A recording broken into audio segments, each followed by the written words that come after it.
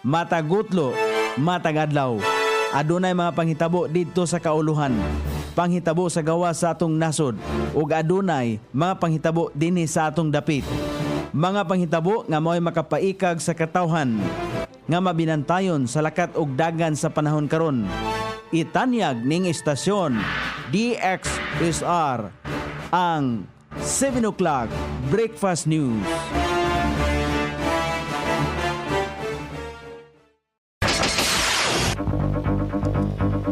Igala, kumusta? May buntag Iligan, may buntag Mindanao, may buntag Pilipinas. Adlaw Martes, pitsa 2 ni buwan sa Disyembre ning tuiga 2025. Sangan sa atong station manager, Pastor Ruben Sulapas, kini ang inyong ka-SR Kabisaya Nonoy B. Ang matud sa hanay sa balita sa Alas 7. O karon sa uluhang tudling sa atong mga balita, mag-live-in partner sapon sa paggamit o ginadaling droga. 21 ka kabarangayan sa Iligan nidawat og 40% nga bahin sa garbage fee. LGU Iligan nakuha ang Kabalikat Award sa TISDA. Task Force Bantay Dagat gituduan ang mga mananagat sa Sea Garbage for Rice Program. Sa kauluhan, Representative Barsaga gipahamtangan og 60 ka adlaw nga suspensyon tungod sa disorderly behavior. Vice President Sara nanaad nga ipadayon ang pagpakigbatok sa kahiwian. DepEd National Education Union nagpasalamat sa DepEd alang sa 10,000 pesos nga CNA incentive alang sa 2025. Balita sa gawa sa nasod, kanhi presidente sa Brazil pagasugdan ang silot nga 27 ka tuig nga pagkabilanggo. Balita sa kinabuhing Kristohanon, usa ka pastor sa China nakagawa sa prisuhan human sa 12 ka tuig. Kini ang uluhang tudling sa atong mga balita nga dalit kanato ning istasyon DXSR 106.7 sa inyong FM dial. Ang bugtong radyo sa Dakbayan Siligan nga nagsibya sa balang kasulatan, pinasubay sa inspired and preserved, not simply dictated King James Version sa Anchor Broadcasting Corporation. O karon sa kompleto nga detalye sapon sa mga operatiba sa Police Station 5 nga gagamit o ginadling droga si alias Romeo o giyang live-in partner nga si alias Durin. Pareho silang taga Barangay Saray sakop ning Dakbayan Siligan. Kini human makadawat ang kapulisan og sumbong gikan sa nasong lugar. Nakuha gikan kanila ang duha ka medium og upat ka small size nga sachet sa gituhang shabu og mga drug paraphernalia. Mitimbang ang droga og 1.12 grams nga nagkantidad kini og 7,616 pesos. Giangkon sa mga suspek ang ilang salaod. Gihatag ngadto sa 21 ka kabarangayan sa Iligan ang ilaang 40% nga bahin sa garbage fee nga gibayaran sa mga business owners sa ilaang pag-renew og business permit. Ang mga barangay nga nakadawat sa maong bahin mao ang Barangay Abono, Akmak, Bagong Silang, Del Carmen, Dito Kalan, Luinab, Maria Cristina, Mayahay, Palao, Poblasyon, Pugaan, San Miguel, Santa Filomena, Saray, Suarez, Tambakan, Tipanoy, Tubod, Ubaldo, Laya, Aper, Hinaplanon og Villaverde. Sumala pa ni KP Makiling, Division Head sa Research sa Planning IAC, Monitoring and Enforcement sa Iligan City Environment and Natural Resources Office.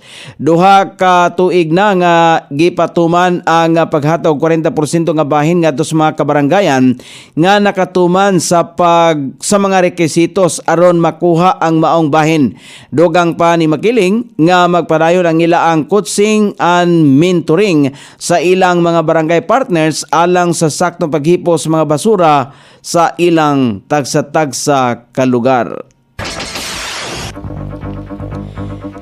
Gipresentar atol sa flag raising ceremony ang bagong nadawat nga pasidungog sa LGU Iligan gikan sa TISDA isip kabalikat awardee sa miaging semana. Kini ang unang higayon nga nakadawat ang Iligan ini nga pasidungog. Gidawat ang pasidungog ni Mayor Frederick Siao dito sa Kauluhan. Gipasalamatan ni Mayor Siao ang mga nagpaluyo sa TISDA Council nga gipanguluhan ni Dato Madrigal Dinalaan kon dayan nalan disikan isip TISDA focal person nga usa sa mga naningkamot aron makuha sa LGU Iligan ang maong pasidungog. Gibutyag ni Mayor Siao nga kinahanglan dungagan pa ang mga lots kon slots alang sa mga scholarship sa TISDA alang sa mga Iliganon aron matubag ang problema og unemployment o makatabang kini nga makapalambo sa ekonomiya sa syudad. Aktibong nangusog si Mayor Siao aron makakuha og dugang TISDA scholarship alang sa syudad.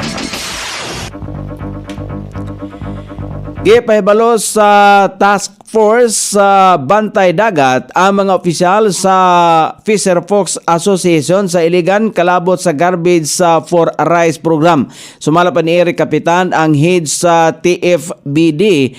Makadawat ang mga mananagat og 5 ka kilong bugas sa matag na 10 ka kilo nga basura nga ilang makolekta gikan sa kadagatan. Dugang gipasabot ni Kapitan ang papel sa mga mananagat sa paghimo og limpyo, luwas og balanse nga marine environment.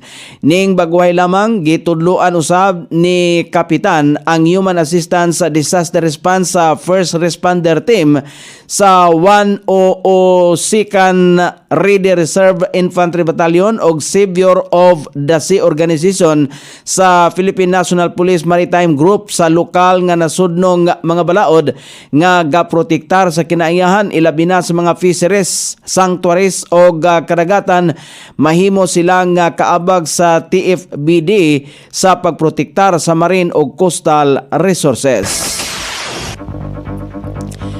O karon sa balita sa Kauluhan na pamatud-ang nakasala si Cavite 4th District Representative Kiko Barsaga tungod sa disorderly behavior sa House Ethics Committee tungod sa sumalapay dili haom nga batasan sa pipila ka social media post nini. Girekomendar sa komite nga suspendihon si Barsaga sulod sa 60 ka mga adlaw nga walay madawat nga sweldo o benepisyo kalakip ang usa ka hugtanon nga pasidaan. Human ipagawas ang rekomendasyon miatubang si Barsaga sa plenaryo og gisulti niyang kinasingkasing niyang gidawat ang desisyon sa komite. Dugang pa niya kinahanglan nga manubag si Presidente Marcos sa iyang krimen nga nahimo. Ana sa 29 ka mga kongresista gikan sa National Unity Party ang nagreklamo batok ang Barsaga. Kagahapon sa hapon gituki sa plenaryo ang ethics complaint batok kang Barsaga.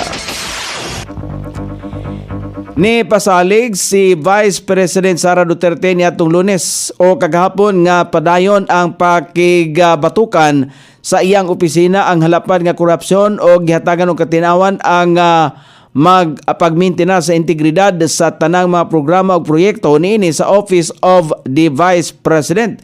Gisiguro usab sa VP Duterte nga ipadayon sa Office of the Vice President ang mga proyekto niini sa edukasyon, palibot o kahimsog sa panglawas. Sa iyang year-end report gihatagan og katinawan ini ang mga nahimo og ang padayon nga pagpaningkamot sa opisina aron magserbisyo sa publiko.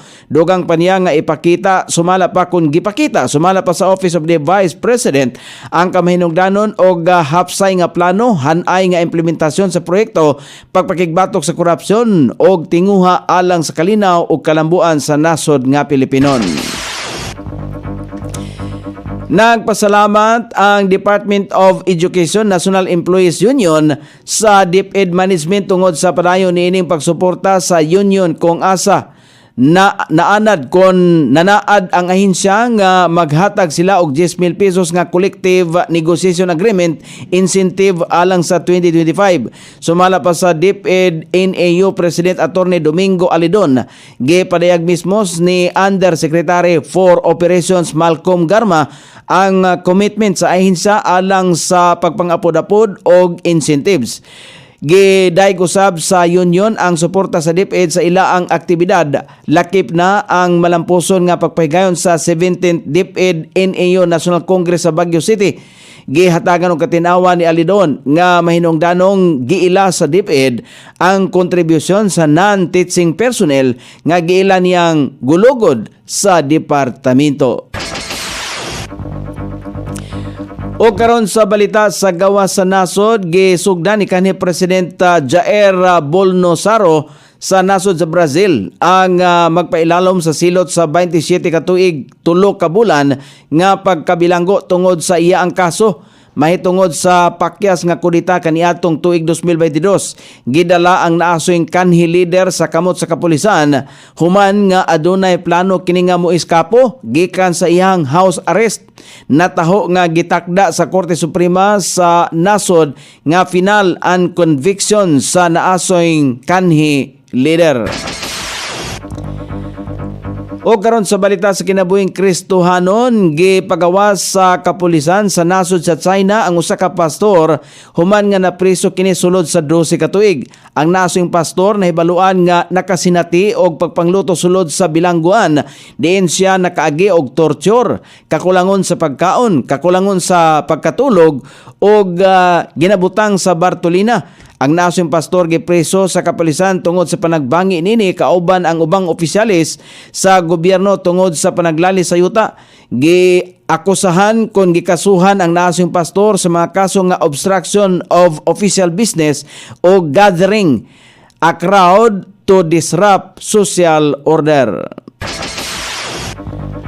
O karon sa kahimtang sa pagbanabana sa dagan sa panahon, ang Intertropical Convergence Zone ang padayon makaapektar sa dagan sa panahon sa Southern Mindanao. Northeast monsoon ang makaapektar sa Northern Luzon. Ang Mindanao, Batanes, Babuyan Islands, Metro Manila ug ang ubang bahin sa nasod ang makatagamtam o makasinati gihapon sa madag-umon nga kalangitan karong adlaw. Inubanan sa patak-patak nga mga pagulan. Ilabi na panahon sa kapunon o sa sayong takna sa kagabion. Kini epekto sa gitawag nga Intertropical Convergence Zone, Northeast monsoon o localized thunderstorm. Sukod sa temperatura dinhi sa Dakbayan Siligan, ang kabugnahon ana sa 23 ug ang kainiton mosangko sa 32 degrees centigrado. Ang adlaw misilang kagania sa alas 6 ug mosawop unya sa alas 5:25 sa sayong takna sa kagabhion. Inyong nabati ang kinatibuk ang hanay sa balita sa alas 7 nga dalit kanato ning istasyon DXSR 106.7 sa inyong FM dial. Ang bugtong radyo sa Dakbayan Siligan nga nagsibya sa mulang kasulatan, pinasubay sa inspired and preserved, not simply dictated King James Version sa Anchor Broadcasting Corporation. Sangan sa tiksuat sa atong balitang international o sa kinabuhing Kristohanon, Pitjan sa balita lokal, Kuni Island, sa ato station manager, Pastor Robin Solapas. Kini ang inyong ka-SR Kabisaya, Nonay B. Magpasalamat og maingon, maayong buntag, Iligan.